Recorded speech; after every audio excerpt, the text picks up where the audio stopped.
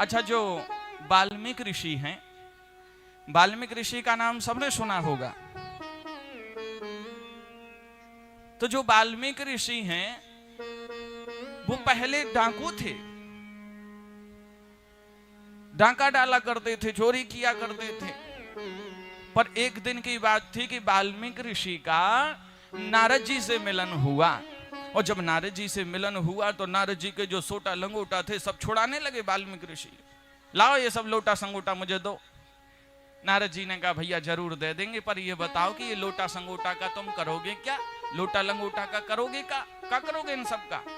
बोले इन सब को बेच के हम अपने परिवार का भरण पोषण करेंगे।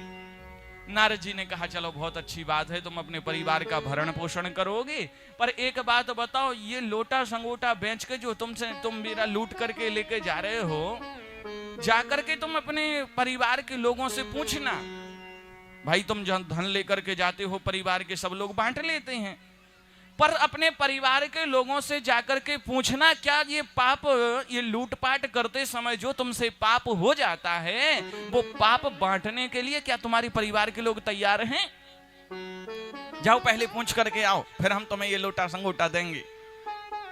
वाल्मीकि ऋषि को बात जम गई, दौड़े दौड़े अपने परिवार वालों के पास में पहुंचे। बोले सुनो सुनो बच्चों, इधर आओ, सब लोग इधर आओ। सबको बुला लिया पास में। बोले एक बात बताओ,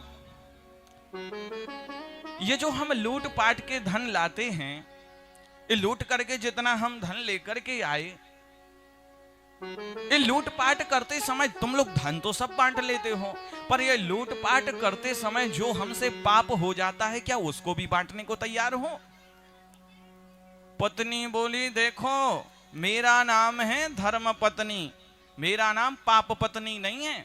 सो भैया जो तुम धर्म करते हो, सो धर्म के आधे हिस्सेदार तो हम हैं, पाप के नहीं है। पाप तुमने किया है तो पाप तो तुम्हें ही भोगना पड़ेगा।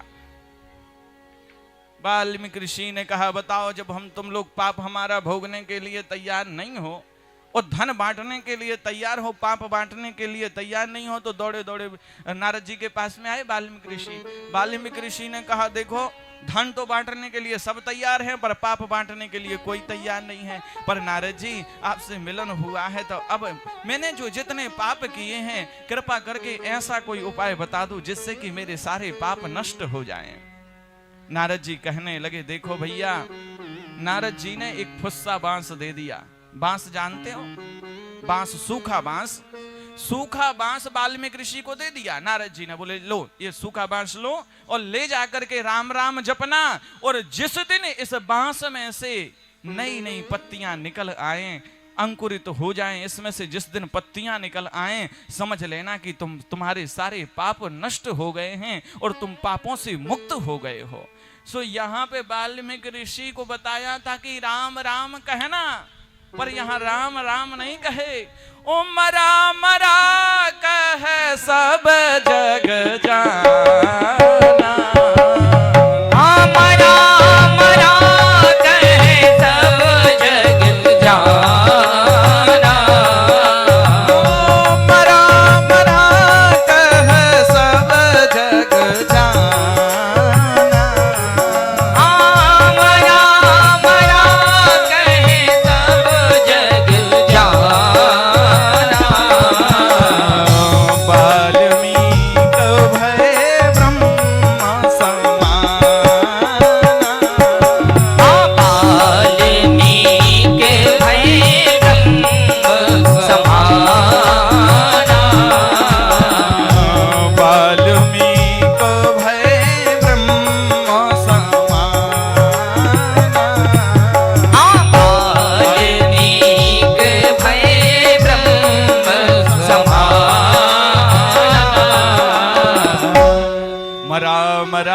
कह सब जग जाना, ओ वाल्मीकि भय ब्रह्म समाना।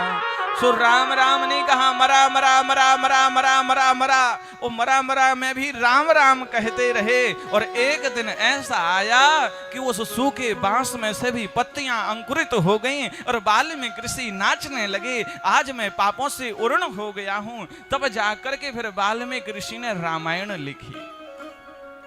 तो देखो भैया, सुख के जो है ना, सुख के सब साथी हैं, ये संसार के जो तुम्हारे लोग हैं ये सुख में ही साथ देंगे, पर दुख में साथ देने वाला कौन है? बोले दुख में वो परमात्मा ही साथ देता है। इसलिए चाहे सुख आए चाहे दुख आए, हर समय प्रभु को याद करते रहो, हर समय प्रभु का भजन करते रहो।